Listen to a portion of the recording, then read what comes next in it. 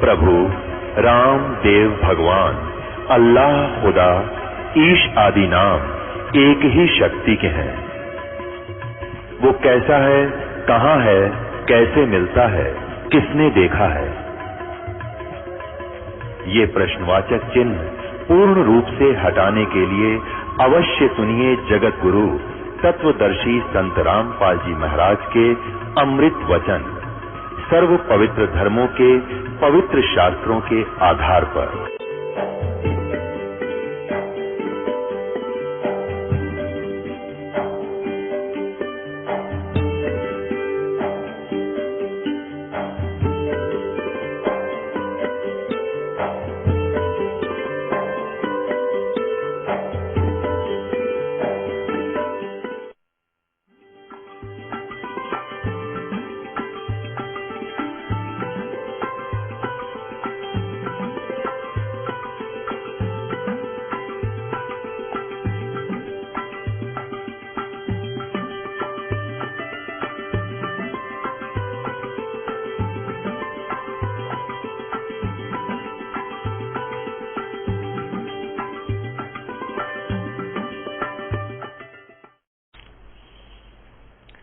बोलो सतगुरुदेव की जय। बंदी छोड़ कबीर परमेश्वर जी की जय। बंदी छोड़ गरीबदास जी महाराज की जय। स्वामी राम देवानंद जी गुरु महाराज की जय। सर्व संतों की जय। सर्व भक्तों की जय। धर्मी पुरुषों की जय। श्री काशी धाम की जय। श्री छुडानी धाम की जय। श्री करोथा धाम की जय। श्री बरवाला धाम की जय। सत साहिब गरीब नमो नमो सतपुरुष को नमस्कार गुरु की नहीं। सुर नर मुनि जन साधुआ संतों सर्वस्दी नहीं। सतगुरु साहिब संत सब डंडो तुम प्रणाम। आगे पीछे मध्य हुए तिनको जा कुर्बान। नराकार निर्विषम काल जाल वै बंधनम। निर्लेपम निज निर्गुणम अकल अनुबेशंधनम। सोहम सुरत समाप्तम सकल समाना निर्तल। उज्ज्वल हिरंबर हरदमम बेपरवाह था है वार पार नहीं मज्जतम।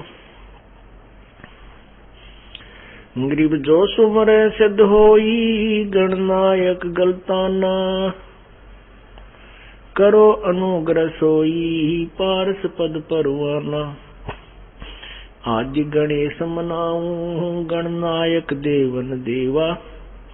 चरण कमल लो लाऊं आदंत करूं सेवा। परम शक्ति संगीतम रिधि सिद्धि दाता सोई। अवगत गुण अतीतम सत्य पुरुष निर्मोही। जगदम्बा जगदीशम मंगल रूप मुरारी। तन मन अर्पों शीसम भक्ति मुक्ति भंडारी। सुर नर मुनि जन ध्यावे ब्रह्मा विष्णु महेशा।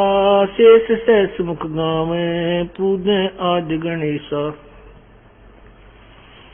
इंद्र कुबेर सरीखा वरुण धर्म राय झावे। समर्थ जीवन जी का मन इच्छा फल पावे। 33 कोट आधारा जावे से 88। उतरे बहुजल पारा कट है यम की फांसी। 33 कोटि आधारा जावे से 88। उतरे बहुजल पारा कट है यम की फांसी। सत साहिब कर जोरूं विनती करूं। धरूं चरण पर शीश। गुरु राम देवानंद जी महाराज ने दियो नाम बख्शीश। कोटि कोटि सिजदा करूं। कोटि कोटि प्रणाम। चरण कमल में राखियो मैं बांधी जाम गुलाम। कुत्ता तेरे दरबार का मोतिया मेरा नाम, गले प्रेम की जेवड़ी जाखे तो वहाँ जाऊं मैं। तो करो तो बावड़ू, दूर दूर करो तो जाऊं। जो राखो तो ही रहूं, जो देवो सो खाऊं। गुरु बड़े गोविंद से मन में देख विचारो, हरि सुमरे सोवार है, गुरु सुमरे हुए पार। गुरु गोविंद दोनों खड़े, काके लागू पाए। बलिहारी गुरु अपना जिन, गोविंद दियो मिलाए। जय इब कै सतगुरु मिले, सब दुख आँखों रोए।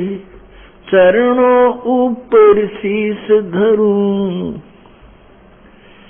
कहूँ जो कहनी हो।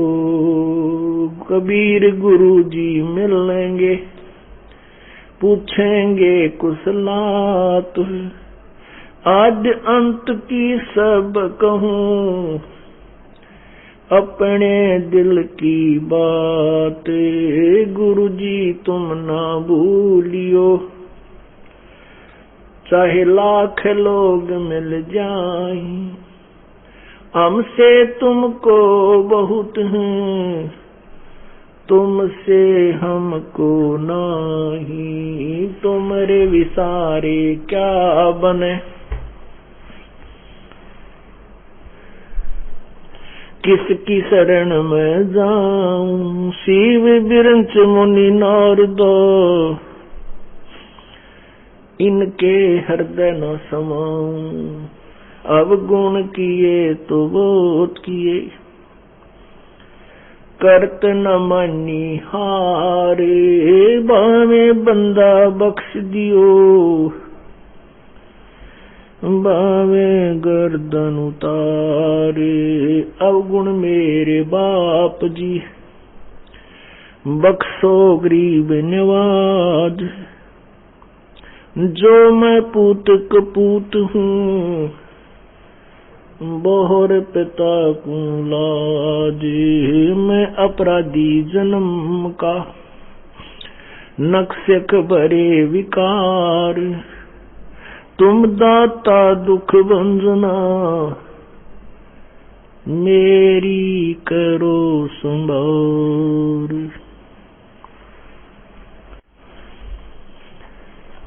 परम पिता परमात्मा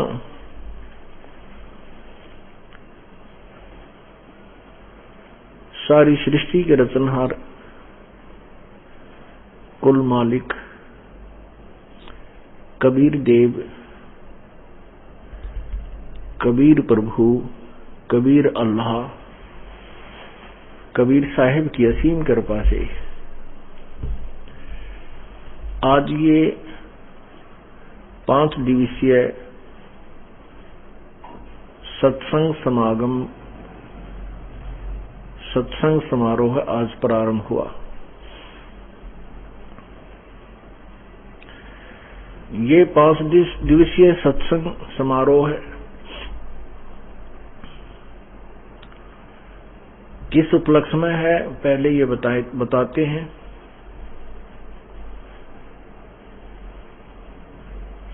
ये सत्संग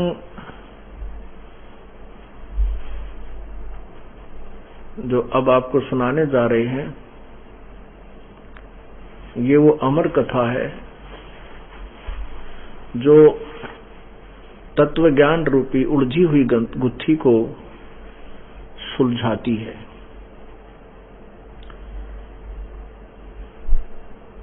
अभी तक हम परमात्मा को निराकार मानते थे।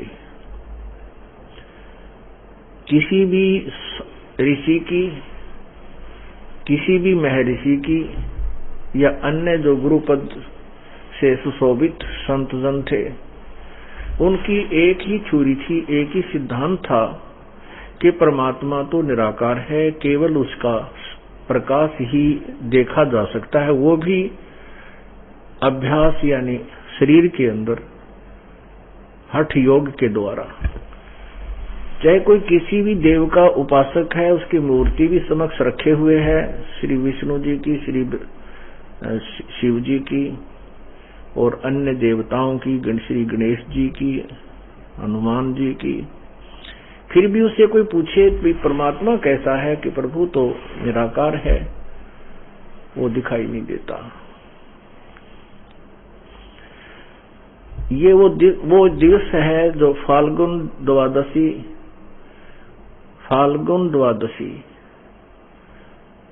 सन 1727 विक्रमी संवत सन 1784, जिस दिन परमात्मा जिसे हम निराकार कहा करते थे, वो निराकार नहीं है, वो साकार है, निराकार है, मनुष्य जैसे मानव जैसे शरीर में है। वो परमात्मा हरियाणा प्रदेश के वर्तमान जिला झज्जर गांव छुडानी के अंदर एक नला नामक क्षेत्र है, जिसमें उस नला नामक खेत में प्रकट हुए थे। अपने सतलोक से जहां वो विराजमान है प्रभु, जहां बैठकर पूरे विश्व को कंट्रोल कर रहे हैं, असंख्य ब्रह्मांडों को जो संचालित कर रहे हैं, वो परमात्मा स्वयं यहां आकर प्रकट हुए थे। अपने उसी शरीर में उसके ऊपर हल्के तेज पुंज का एक अन्य ओवरकोट डाल लेते हैं, क्योंकि परमात्मा का शरीर बहुत तेजों में है। करोड़ सूर्य मिला दे, करोड़ चंद्रमा मिला दे, दोनों की मिली जुली रोशनी का प्रकाश भी उस परमेश्वर के एक रोमकूप के प्रकाश से भी न्यून है, कम है।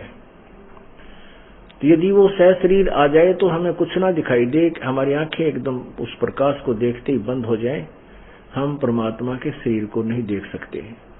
परमात्मा का वो शरीर, वो वास्तव स्वरूप दिव्य दृष्टि से देखा जाता है। इन आंखों से, चरम दृष्टि से वो नहीं देखा जा सकता।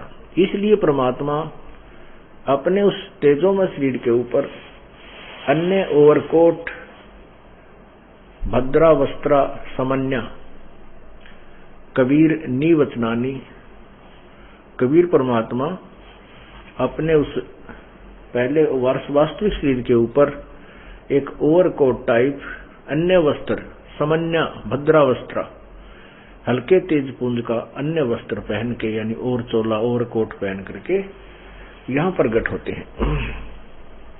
उसमें अपनी नीवचनानी अर्थात लोकोक्तियों के माध्यम से अपने तत्व ज्ञान को समझाते हैं और अपनी प्यारी आत्माओं को इस काल के जाल से सुलझाते हैं।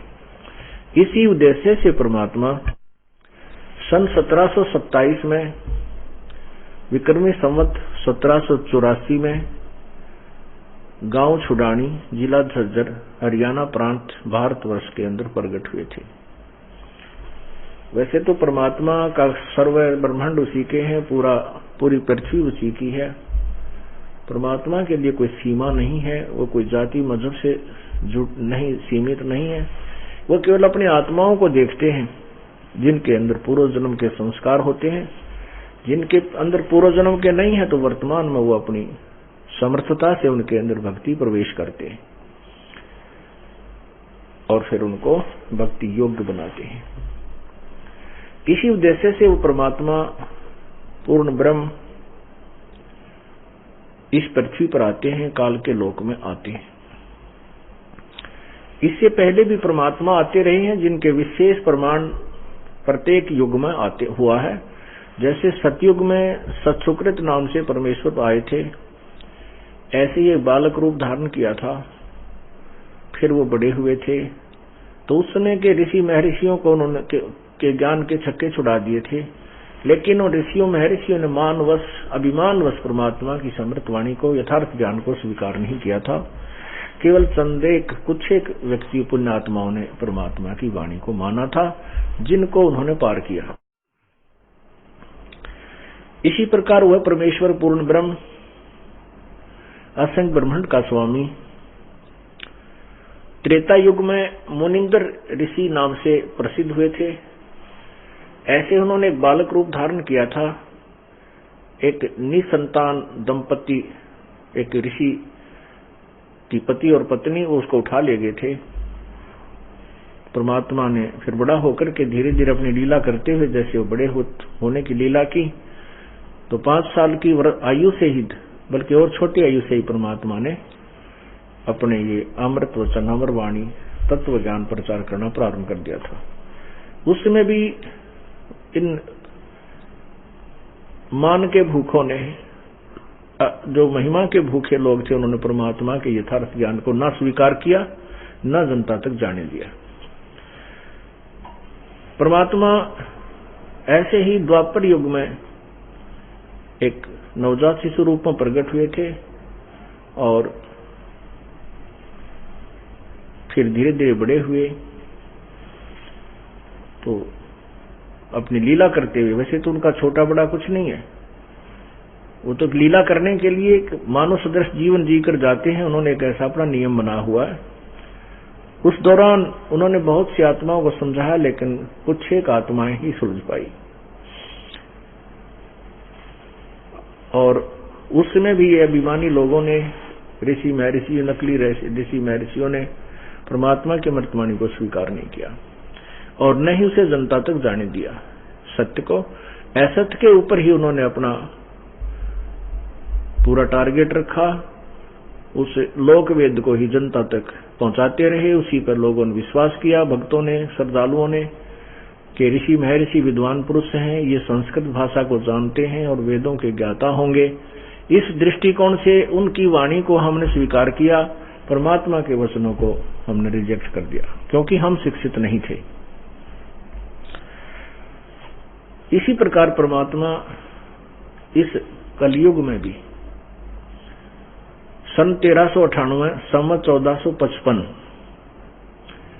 ज्येष्ठ पूर्णमासी को सोमवार के दिन एक लहर तारा तालाब के अंदर कमल के फूल पर प्रकट हुए थे। वहां से उनको एक निसंतान दंपति, जुलाहा दंपति उठा ले गए थे। और परमात्मा धीरे धीरे बड़े हुए तो 5 वर्ष की आयु से ही अपने तत्व ज्ञान को प्रचार करना प्रारंभ कर दिया था। ऋषि महर्षियों के उन्होंने छक्के छुड़ा दिए थे। लेकिन इस अभिमान के भूखों ने स्वार्थवश अपनी रोजी रोटी के चक्कर में उन नकली ऋषि महर्षियों ने और इन झूठे गुरुओं ने परमेश्वर के उस तत्व ज्ञान को स्वीकार नहीं किया। परमात्मा प्रत्येक युग में आते हैं, अपना अमृत ज्ञान सिंपल लैंग्वेज में, लोकोक्तियों के माध्यम से, कविताओं के माध्यम से, श्लोक दोहों के माध्यम से प्रचार करते हैं और लिपिबद्ध भी कर जाते हैं। इसी प्रकार परमात्मा जो प्रकट हुए थे काशी में, बनारस में, कलयुग के अंदर, उस समय भी उन्होंने अपने समृत ज्ञान का प्रचार किया था। 5 वर्ष की आयु से ही उन्होंने बड़े बड़े महर्षियों को हरा दिया था, ज्ञान के सामने फीके पड़ गए थे। एकाध पुण्यात्मा ने उनके तत्व ज्ञान को स्वीकार किया, जैसे रामानंद जी। बाकी अन्य ऋषि महर्षियों को बहुत कम नहीं स्वीकार किया।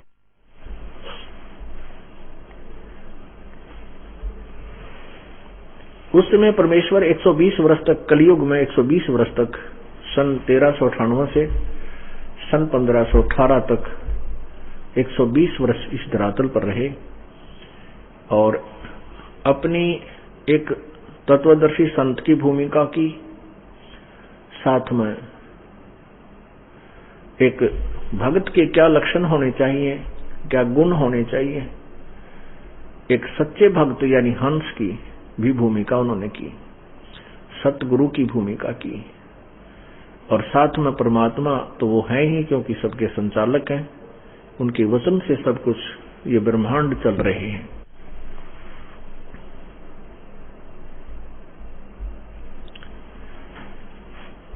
अपनी समर्थता का प्रमाण देकर के परमात्मा सशरीर सतलोक चले गए थे मगहर स्थान से। उत्तर प्रदेश में गोरखपुर जिला के साथ में गोरखपुर से 25 किलोमीटर की दूरी पर एक मगहर नगर है। मगहर नगर छोटा सा कस्बा टाइप है। वहां से परमात्मा सशरीर सतलोक गए थे और कई हजारों की संख्या में वहां दर्शक विद्यमान थे, उपस्थित थे, और सशरीर परमात्मा आए थे। एक बालक का रूप धारण किया था। तो ये लीलाएं हैं उस परमेश्वर की। परमात्मा ऐसी ही लीलाएं किया करता है, तभी उसको भगवान कहते हैं, प्रभु कहते हैं, स्वामी कहते हैं, मालिक कहते हैं और परमेश्वर कहते हैं। लेकिन कुछ एक अज्ञानी ऋषियों महर्षियों ने, गुरुओं ने ये थ्योरी सेट कर दी कि भगवान ये जो लीलाएं हैं झूठी हैं। ऐसे भगवान बगैर किसी माता के कोई गर्भ से कोई नहीं बाहर आ सकता, कोई जन्म नहीं, ऐसे स्वयं नहीं प्रकट हो सकता। तो बहुत सा समाज इस बात पर आधारित हो चुका है कि बिल्कुल ठीक है, क्योंकि श्री राम माता से उत्पन्न हुए, श्री कृष्ण मां से उत्पन्न हुए। जितने भी हम जिनको भगवान की संज्ञा में गिनते हैं सभी मां से उत्पन्न हुए। इसलिए हमने ये भी सत्य मान लिया कि मां के बिना उत्पन्न कोई नहीं हो सकता। लेकिन भगवान कैसे किसे कहेंगे? परमात्मा उसी को कहा जाता है जो एक जनसाधारण की क्रियाओं से अलग क्रियाएं करे, उसकी सतिथि भी कुछ अलग ही हो। और हमारे जैसा घसियारा हो तो फिर भगवान कैसे कहेंगे उनको? वो परमात्मा 120 वर्ष बनारस में रहे कलयुग में। उसके बाद सशरीर सतलोक चले गए थे। सन 1518 में सशरीर चले गए थे और सन 1727 में 209 वर्ष के बाद यहां छुडानी गांव के अंदर सन 1727 में, संवत 1784 में सशरीर यहां प्रकट हुए थे। फाल्गुन की द्वादशी, फाल्गुन उतरते की फाल्गुन सुदी द्वादशी को परमात्मा सहशरीर आए थे। उस समय अपनी प्यारी आत्मा 10 वर्षीय बालक गरीबदास जी महाराज को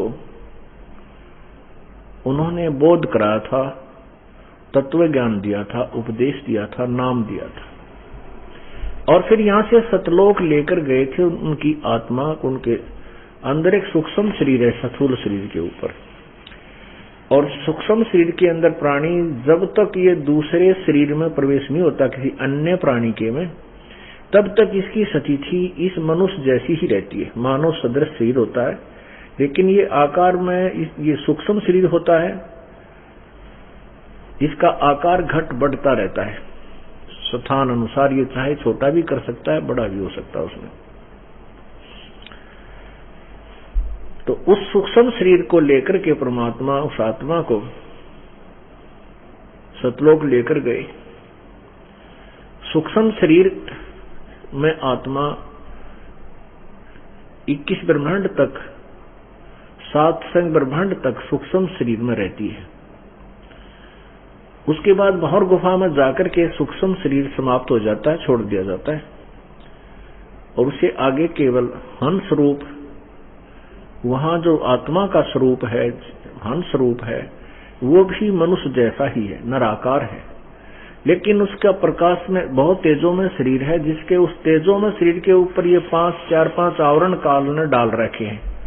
स्थूल शरीर, सूक्ष्म शरीर, कारण, महाकारण, कैवल्य, ये 5 कवर डाल के उस तेज को इसने छुपा रखा है, ये बाहर नहीं दिखता। वहां जाकर के केवल एक शरीर, तेजों में शरीर रह जाता है और मनुष्य जैसा ही शरीर है वहां आत्माओं का। परमात्मा भी हमारे ही उनिहार है, हमारे ही स्वरूप है। तो वहां उस आत्मा को सतलोक लेकर गए थे, वहां से पूरी सतिथि समझाई थी। अब मैं आपको गरीबदास साहिब जी को कैसे परमात्मा मिले बहुत अच्छी तरह डिटेल से बताऊंगा। उसके बाद आंखों देखा हाल गरीबदास साहिब ने अपने अमृतवाणी में वर्णन किया, लिपिबद्ध करवाया, जो आज आपके समक्ष प्रचार किया जाता है, उसके माध्यम से आपको समझाया जाता है। संत गरीबदास जी, इनका मूल गांव जो है करौथा था, जहां अपना आश्रम है, जो अब वर्तमान में वो जहां अपना करौथा आश्रम है, वहां उनका मूल गांव था। और छुडानी में गरीबदास जी के नानका था। गरीबदास जी महाराज के मामा जी नहीं थे, नाना जी की जमीन बहुत थी। वो किसान परिवार में जन्मे थे। उनके जमीन 2500 बीघा अर्थात 1375 एकड़ जमीन अकेले उनके नाना जी श्री शिवदयाल जी के थी।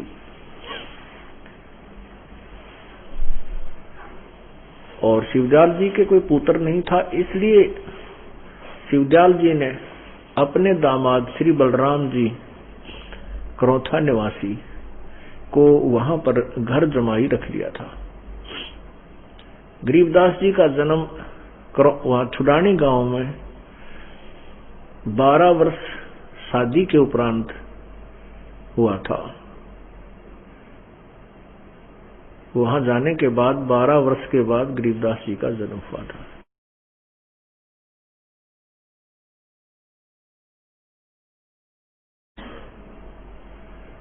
जब गरीबदास जी 10 वर्ष के हुए, उस समय अपने नाना जी, यानी अपनी ही कहो, क्योंकि नाना जी ने तो अपने दामाद को और दोहते को सब संपत्ति समर्पित कर दी थी, तो अपनी गौओं को चराने के लिए खेतों में जाते थे। 1375 एकड़ जमीन थी और उसमें सिंचाई का कोई साधन नहीं था। वर्षा होगी तो कुछ बाजरा ज्वार बो लिया करते थे, मक्का वगैरह, बाकी शेष चने वगैरह हो जाते थे, सरसों हो जाती थी थोड़ी बहुत।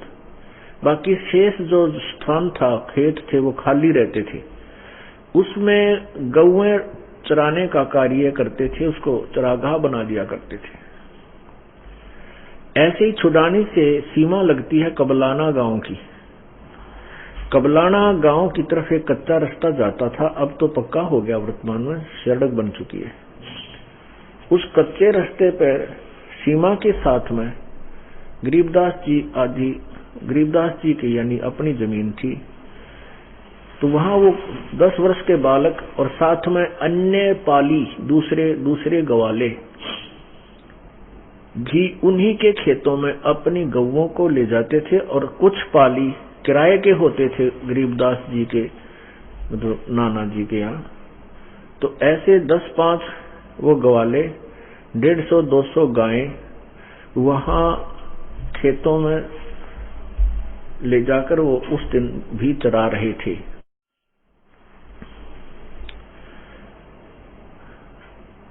यही फाल्गुन द्वादशी का दिन, जो कि अब 8 मार्च को रविवार को आ रहा है, उस दिन गरीबदास जी वहां और साथ अन्य जो पाली थे बड़े बड़े उम्र के, वो भी सभी वहां अपने गौओं को चरा रहे थे। और दोपहर के जैसे 10-11 बजे इस समय से अपना बच्चों ने खाना खुना था वो खा लिया था।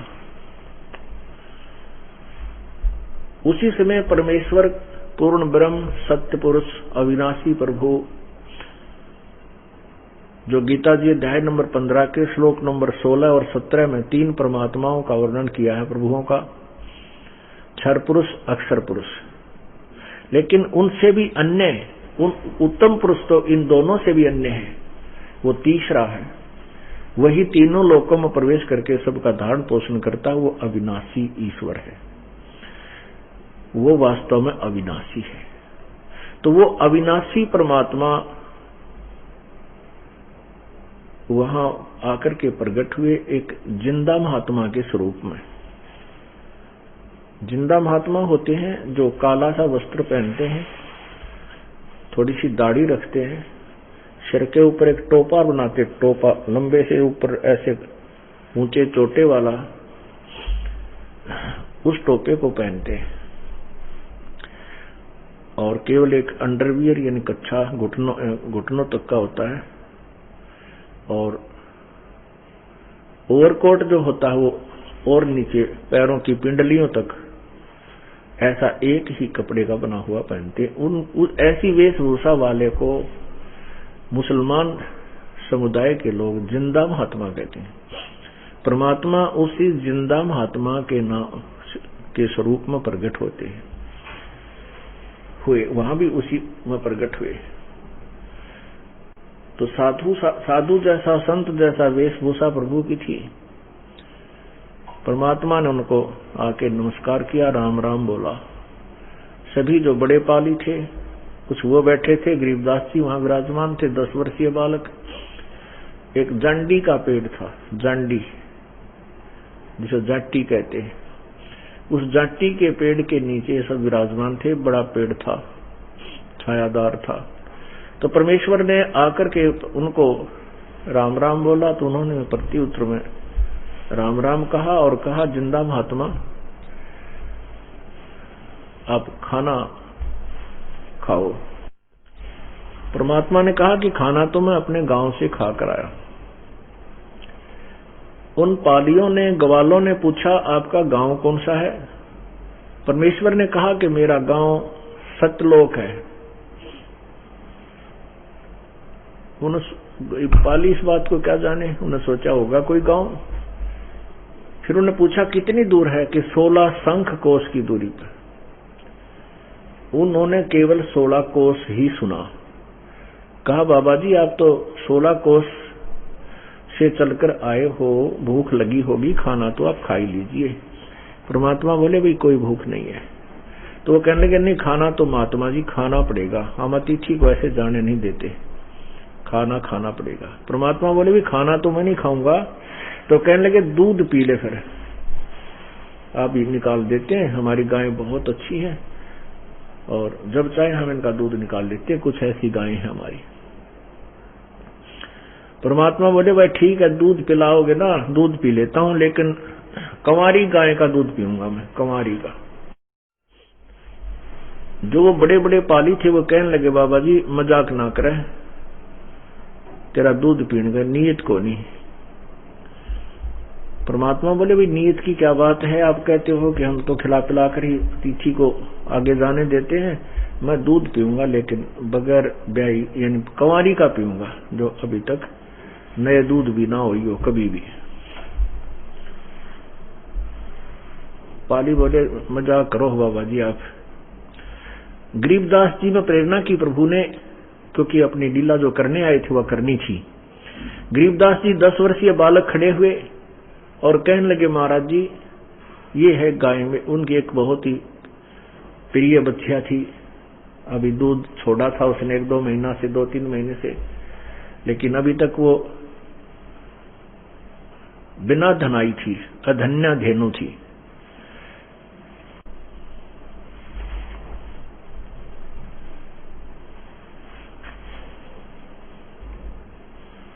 कहने लगे बाबा जी ये इना किसके बच्चा है, ये कंवारी बच्चिया कैसे दूध देगी। परमात्मा ने कहा कि तुम जो पात्र लाए हो ये जल का, या इसको धोकर साफ करो, इसको पानी को लेट दो। ये जो तुमने लस्सी पीने का जो ला रखा है छोटा मटका, इसको साफ कर लो। साफ कर, कहने लगे साफ कर रखा, हमने रोटी खा ली, कि इसको गाय के नीचे इस बछिया के सतन इसकी ओड़ी के नीचे रख दे, लोटी के नीचे कर लो, ऐसे जैसे धार निकाला करे, जैसे दूध निकालते समय बाल्टी नीचे रखा करे, ऐसे कहने पकड़ ले इसने। अब गरीबदास जी बालक थे, जैसे संत जी कहते गए, देखो जी ले पकड़ लिया, दूध तो ना आया इसमें, देखियो कहाँ है दूध। परमात्मा बोले अभी आता है। परमात्मा ने उस बछिया के, कबीर परमेश्वर ने बछिया की कमर पे एक थपकी लगाई। थपकी लगाते ही थन लंबे लंबे हो गए वो सतन गौ माता के, और अपने आप दूध उनसे निकलना शुरू हो गया। और वो पात्र भरते ही बंद हो गया। दूध तो बंद हो गया, लेकिन वो थन, वो सतन जो के तू लंबे लंबे रह गए, जैसे ब्याई हुई बच्चा दिया हुआ गौ के होते हैं, ताकि ये प्रमाण रहे, आने वाले लोग झूठ ना समझे। जो आप दर्शक बनकर आएंगे, ये देखने आएंगे कौन सी गाय थी। तो गरीबदास जी उस पात्र को लेकर के, जहां कबीर जी परमेश्वर जी विराजमान हो गए थे, जाकर फिर अपने उसी आसन पर जहां पर वो बैठे वार्ता कर रहे थे, उनको जाकर कहा कि ले बाबा जी पी लो दूध, ये तो आपका ही चमत्कार है। परमेश्वर ने आधा दूध पिया, कुछ दूध पिया, और शेष उनको कहा ले भाई बच्चों तुम भी पी लो, ये प्रसाद है भगवान का। जो सियाने बड़ी उम्र के थे वो कहने लगे कि ये तो पाप का दूध है, बिना ब्याई बछिया का दूध हम नहीं पीवे, और इसका ना बेरा कौन सी जाति का है, और जूठा कर दिया इसने, उठ कर चल पड़े। कहते हैं सकल पदार्थ है जग माही, और कर्महीन नर पावत नाही।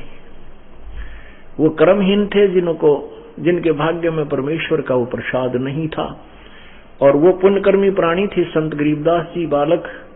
उन्होंने कहा ला बाबा जी मुझे दो, मैं पीऊंगा। तो उसने, बच्चे ने वो दूध पिया। तब तक वो बड़े पाली थे, दूर चले गए, गौओं को भी दूर ले गए, वहां चराने शुरू कर दिया, इधर उधर खड़े हो गए अपनी ड्यूटी पर। गरीबदास जी को परमात्मा ने समझाना प्रारंभ किया। कहा बेटा ये मनुष्य जीवन बार बार नहीं मिलता, मानुष जन्म दुर्लभ है, ये मिले न बारंबार। जैसे तरवर से पत्ता टूट गिरे, वो बहोर न लगता डार। मानुष जन्म पाकर नहीं जपे हरि नाम, जैसे कुआ जल बिना भाई बनवाया क्या काम। कबीर लूट सको तो लूटियो, राम नाम की लूट, पीछे फिर पछताओगे, प्राण जहांगे छूट। नहीं भरोसा देही का, ये बिनस जावे छिन माही। श्वास उश्वास में नाम जपो भाई, और यतन कछु नाही। श्वास उश्वास में नाम जपो, व्यर्था श्वास मत खो। न जाने इस श्वास को आवन हो क न हो। पृथ्वीपति चकवे गए, जिनके चक्र चलंत। रावण सरीखे कौन गुण, ऐसे गए अंत।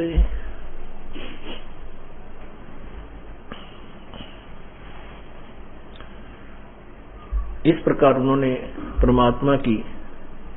परमात्मा ने अपने पाने की और विधि आवश्यकता बताई, और मनुष्य जीवन किस लिए तुम्हें मिला है, बहुत ही अच्छे ढंग से उस पुण्य आत्मा गरीबदास जी को समझाया।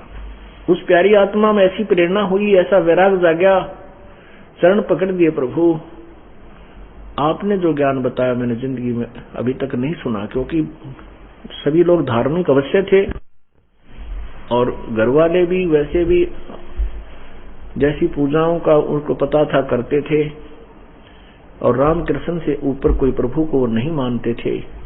ऐसे ही हम अपने परंपरागत ज्ञान को सुन करके वहीं पर उसी पर आधारित रहते थे। तो गरीबदास जी ने उसी आधार से काफी प्रश्नोत्तरी की। गरीबदास कबीर साहब ने उस प्यारी आत्मा को बहुत अच्छी तरह अपना ज्ञान समझाया, बताया कि ब्रह्मा तुम किसकी पूजा करते हो? गरीबदास जी से पूछा। गरीबदास जी ने कहा, प्रभु हम भगवान शिव की पूजा करते हैं, भगवान श्री कृष्ण राम की पूजा करते हैं। परमात्मा ने कहा, ये राम और कृष्ण ये पूर्ण परमात्मा नहीं है, ये इनसे ऊपर एक इनका पिता है जो ब्रह्म है, जिसको काल कहते हैं। वो 21 ब्रह्मांड का स्वामी है और काल से ब्रह्म से ऊपर परब्रह्म है, वो 7 संख्य ब्रह्मांड का स्वामी है। इन सबके ऊपर पूर्ण परमात्मा कोई और है भाई, और मैं उसी का संदेशा लेकर आया हूं, क्योंकि अपनी महिमा प्रभु आप ही बताते हैं। उस बालक ने कहा कि प्रभु आज तक तो न किसी ने बताया है और न ही मुझे आपकी बातों पर विश्वास हो पा रहा है। परमात्मा बोले, चल तुझे विश्वास कराता हूं, तो उपदेश ले पहले। परमात्मा ने उसको प्रथम मंत्र दिया और कहा इसका जाप कर, लेकिन वो अपनी समर्थता से उस प्यारी आत्मा को सूक्ष्म शरीर के माध्यम से सूक्ष्म शरीर युक्त लेकर के ऊपर गए। फिर वहां अपनी आत्मा को सूक्ष्म शरीर बहर गुफा में छोड़ दिया जाता है।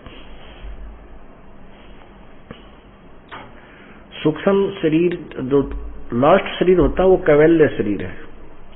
सूक्ष्म शरीर तो मानसरोवर पर स्नान करने के उपरांत वहां समाप्त कर दिया जाता है। पहले मैं गलती से गलत बताया गया कि सूक्ष्म शरीर वहां नहीं जाता, कैवल्य भी कारण भी यहीं रह जाता है। कैवल्य शरीर बहर गुफा तक जाता है, उसके बाद आत्मा का अपना वास्तविक शरीर प्रारंभ हो जाता है। तो उस वास्तविक शरीर को लेकर के परमात्मा ऊपर गए सतलोक में। वहां क्या देखा उसने? वहां क्या देखा कि उनके साथ जो जिंदा महात्मा के रूप में संत गए थे ऊपर, उनसे अन्य एक परमात्मा, एक बहुत बड़ी तेजों में शरीर युक्त नर आकृति, एक ऊंचे सिंहासन पर एक गुम्बद के अंदर विराजमान है। और नीचे से जो जिंदा महात्मा गया था वो जाकर के उस तेजोमय शरीर के ऊपर एक चंवर करने लगा। एक चंवर होता है बहुत कोमल बालों युक्त, उसका ऐसे धूम की तरह होता है। वो आदर के साथ एक शुभ आत्माओं पर किया जाता है। तो गरीबदास बालक के मन में अब अपनी अंदर की जो सोच थी वो सोच रहे थे कि परमात्मा ये है ऊपर जो सिंहासन पर विराजमान है, और ये जिंदा महात्मा तो इनका कोई नौकर है जो इनके ऊपर चवर कर रहा है। इतना विचार कर ही रहे थे। इतने में क्या हुआ कि जो भगवान तेजों में शरीर युक्त थे, नूर का शरीर उनका बहुत तेजों में था, वो खड़े हुए उसी सिंहासन से नीचे उतर गए और जिंदा महात्मा से वो चंवर ग्रहण किया और कहा, प्रभु विराजमान हो जाओ अपने सिंहासन पर। वो जिंदा महात्मा जो नीचे से गए थे, वो कबीर परमेश्वर, वही उस सिंहासन पर परमात्मा वाले आसन पर विराजमान हो गए। और वो तेजोमय शरीर युक्त प्रभु उस जिंदा वाले महात्मा के शरीर के ऊपर सिंहासन पर बैठे हुए पर चंवर करने लगे। अब गरीबदास बालक सोच रहे थे कि ये क्या भाई, भगवान इस नौकर पे चंवर कर रहा है। इतने में वो तेजोमय शरीर उस जिंदा वाले महात्मा के शरीर में प्रवेश कर गया, अलग अस्तित्व नहीं रहा। जिंदा महात्मा उसी सिंहासन पर विराजमान है और जो चंवर वो तेजों में शरीर युक्त महात्मा भगवान कर रहे थे, वो चंवर अपने आप ऐसे प्रभु की शक्ति से घूमने लगा।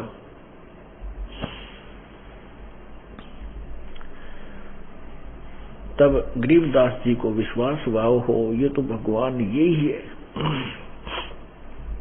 मुझे तो परमात्मा ही मिल गए।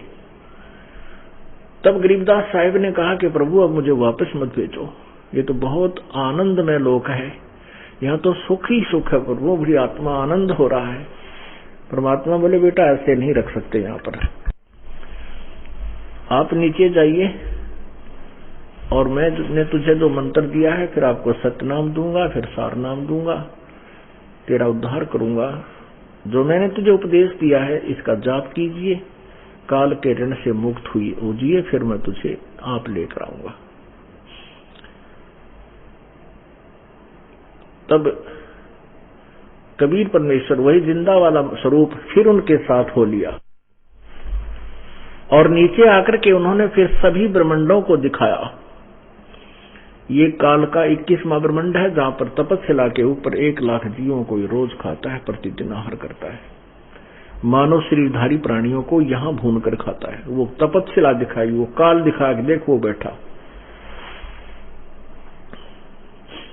ये वो ज्योति निरंजन, ये ब्रह्म है जो ब्रह्म नाम से प्रसिद्ध है इसके ब्रह्मांडों में। ये वो ब्रह्म सामने बैठा ही साकार है। ओछा माथा बिल्कुल छोटा सा माथा है और लंबे लंबे 2 बड़े दांत हैं इसके, और पीछे बाल बड़े हैं, आगे से कुछ गंजा है। इस रूप को देख करके गरीबदास जी कहने लगे ये है यहाँ का भगवान की, ये है ब्रह्मा विष्णु महेश का पिता। इसको श्राप लगा हुआ, इसने सतलोक में एक नालायकी कर दी थी जिस कारण से इसको श्राप लगा है 1 लाख मानव शरीरधारी प्राणियों को का आहार करने का, 1.25 लाख उत्पत्ति करने का। अपने इस साप के को से स्थापित होकर के ये 1 लाख मानव शरीरधारी प्राणियों के आहार करने के लिए इसने अपने तीनों पुत्रों को उत्पत्ति, सतिथि और संहार की ड्यूटी दे रखी है। उनको ये सच्चाई नहीं बताता, उनके सामने भी नहीं जाता। वो भी समाधि लगा लगा कर इसको देखना चाहते हैं, लेकिन उस प्रकार की साधना से वो सिद्धि युक्त हो जाते हैं, उसका तप बन जाता है, तब से उनको वहां का राजा बना देता है और सिद्धियां दे करके वहां के सब कार्य ये उन्हीं से करवाता है। फिर जब वो शक्तिहीन भक्तिहीन हो जाते हैं तो उनको 84 लाख योनियों में उन अपने पुत्रों को भी डाल देता। उनने की तो कहना ही क्या है।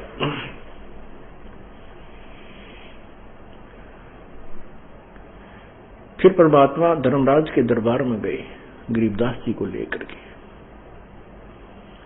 वहां जब धर्मराज यहाँ का जो न्यायाधीश है उसके दरबार में पहुंचे तो धर्मराज ने जो चीफ जस्टिस ऑफ काल, इस काल का जो चीफ जस्टिस है, ब्रह्मा विष्णु महेश के सामने भी वो कुर्सी त्याग कर खड़ा नहीं हो सकता होता।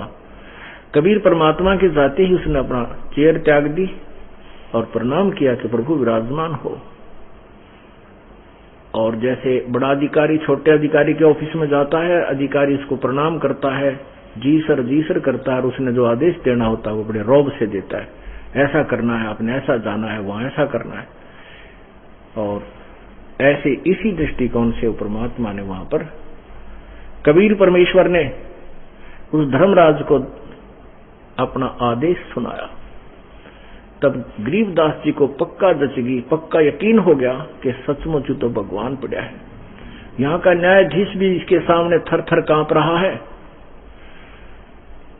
फिर ब्रह्मा और विष्णु के लोक में लेकर गए, वहां दिखाया। सभी ने जाते ही परमात्मा को प्रणाम किया, क्योंकि कबीर परमात्मा ब्रह्मा विष्णु महेश को भी मिले हुए थे पहले, और इन तीनों को तत्व ज्ञान समझाया था। ये इनके शिष्य भी बने थे, लेकिन काल प्रेरणा से इन्होंने उनका नाम को नहीं रखा था, सतनाम ग्रहण नहीं किया। इन्होंने प्रथम मंत्र की ही रटना लगाते रहे। उनमें से भी एक एक नाम छांट लिया अपनी स्वेच्छा से। जैसे ब्रह्मा ने ओम नाम रख लिया, सावित्री ब्रह्मा दोनों इसी का नाम यही जाप करते हैं। और हरियम जाप विष्णु ने ले लिया, और सोहम जाप शंकर और पार्वती ने, विष्णु और लक्ष्मी ने हरियम जाप। ऐसे इन सबको समझाना चाहा था, परंतु ये लोग न समझ सके। फिर भी ये परमात्मा है, श्रेष्ठ आत्मा है, अच्छी आत्मा है ब्रह्मा विष्णु महेश। जब भी वहां परमात्मा जाते हैं संत रूप में तो उनका आदर अब भी करते हैं।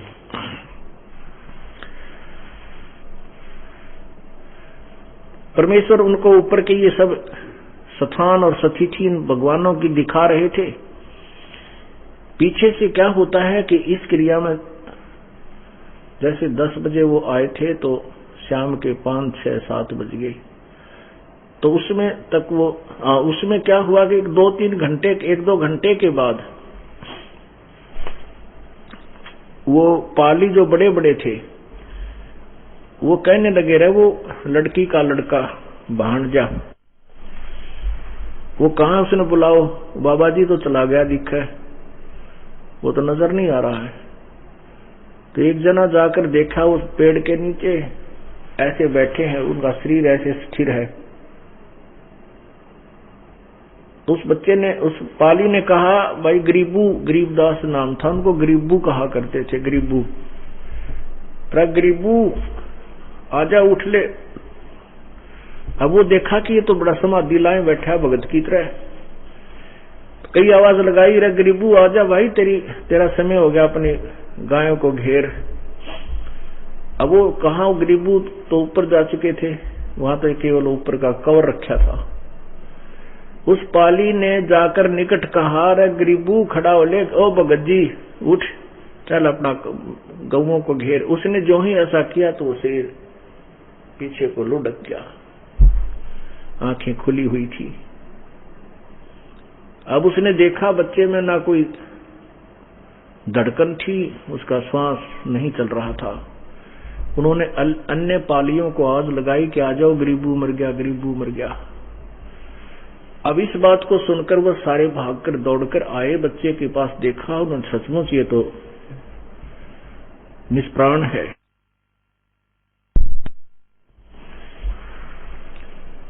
अब वो बहुत दुखी हुए, उनके मन में बहुत कुछ बातें आई कि हमारी बहन का एक ही पुत्र हुआ था, ये भी 12 वर्ष के बाद,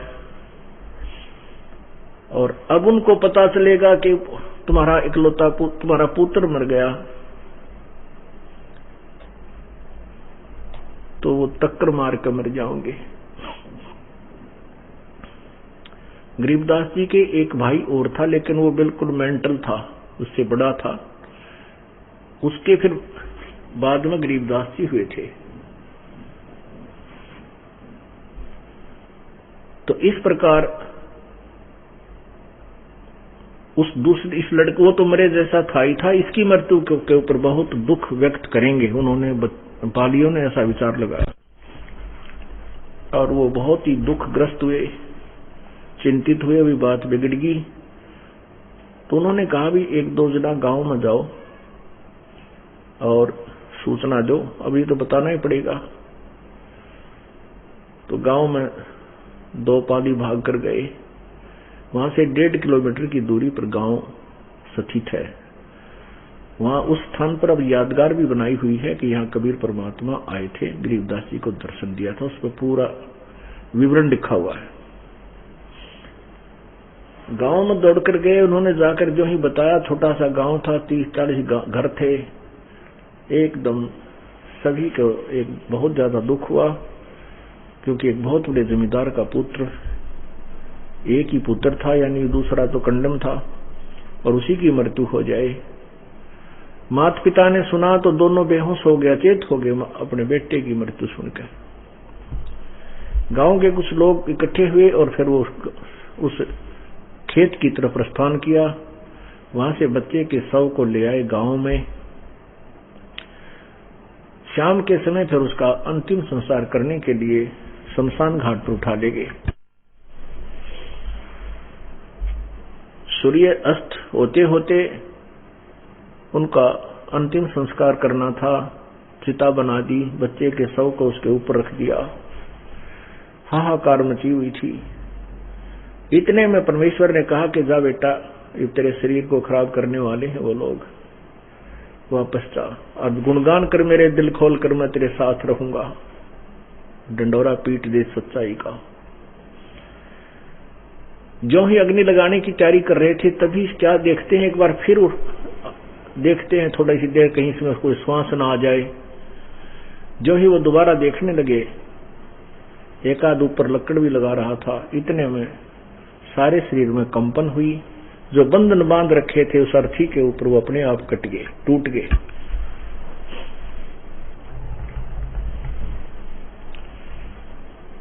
और गरीबदास जी के शरीर में जब हरकत देखी तो एकदम खुशी की लहर होगी और उनको नीचे उतार लिया बच्चे को। गरीबदास जी खड़े हो गए, इधर उधर देखते हैं कि मैं तो कहाँ गया था, यहाँ कैसे आ गया। यदि वही शरीर होता और बैठे बैठे वापस आ जाते तो गरीबदास जी भी ये सोचते मैंने स्वप्न देखा है। जब उन्होंने देखा कि तेरा तो काम कर दिया था इन्होंने, अगर 2 मिनट भी लेट हो जाती वापस आने में 2 मिनट भी देर हो जाती तो उनको वो चेतना बन गई को हो मैं तो सचमुच सतलोक गया था और वहां के सब ब्रह्मांड मैंने देखे थे। फिर परमात्मा कबीर जी ने गरीबदास जी महाराज जी का ज्ञान योग खोल दिया, अर्थात वो तत्व ज्ञान उनके अंदर फीड कर दिया और वो प्यारी आत्मा और कुछ नहीं बोल रहे थे, ये अमृतवाणी बोलनी शुरू कर दी। पर पटन वह परलोक है जहां अदली सतगुर सार, भक्ति है छे उतरे पाया हम दीदार। अलल पंख अनुराग है सुन मंडल रह थीर, दास गरीब उधारिया मोह सतगुरु मिले कबीर। फिर उनको ये ज्ञान हुआ और ये अमृतवाणी बोला करते थे, मन तू सुख से चल रे सुख के सागर, जहां शब्द से तू सिंदूरत नागर। सबको ऐसे सुनाते थे। कोटि जन्म तन भर मत हो गए, कुछ ना हाथ लग्या रे, कुकर शुकर खरबया बोरे, कौआ हंस बुगारे। कोटि जन्म तू राजा की, ना मिटी न मन की आशा, भिक्षुक होकर दर दर घूम्या, मिला न निर्गुण रासा। इंद्र कुबेर ईश की पदवी, ब्रह्मा वरुण धर्मराया, विश्वनाथ के पुर को जाके फिर भी उल्टा आया। असंग जन्म तन मरता हो गए, जीवित क्यों न मरे रे, द्वादश मद मैल मठ बोरे, बहुर न दे धरे रे। दोजक भस्त सभी तय देखे, राजपाट के रसिया, 3 लोग से तरपत नाही, ये मन भोगी खसिया। सतगुरु मिले तो इच्छा मेटे, पद नल पदे समाना, चल हंसा उस लोक पठाऊं, जो आदि अमर अस्थान।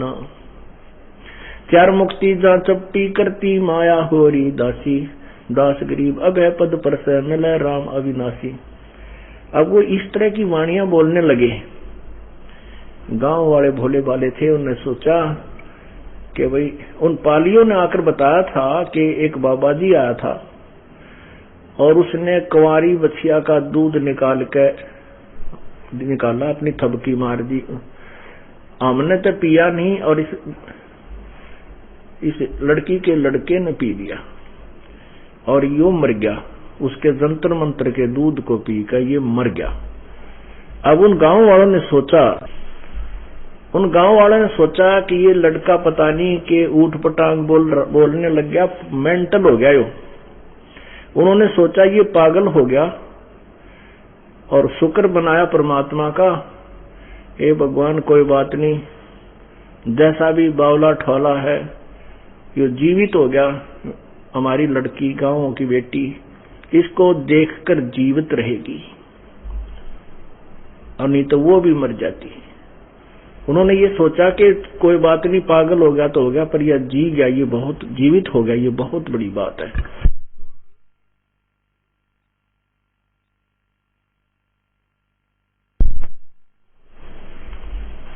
और बेटी रानी जो है, रानी नाम था उनका, ये जीवित रहेगी अपने बेटे को देख करके।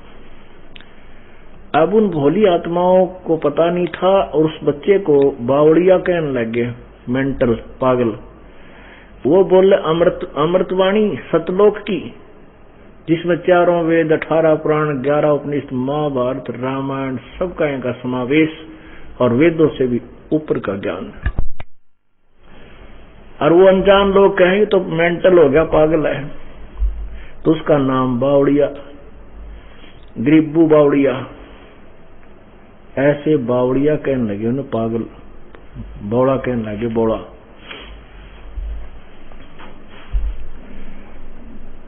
अब क्या बताएं, परमात्मा के ज्ञान बिना, आध्यात्मिक ज्ञान बिना उस भगवान को, उस परमात्मा से परिचित पुण्यात्मा जो आंखों देखा हाल बता रही थी, उसको तो बावड़ा कहने लग गए।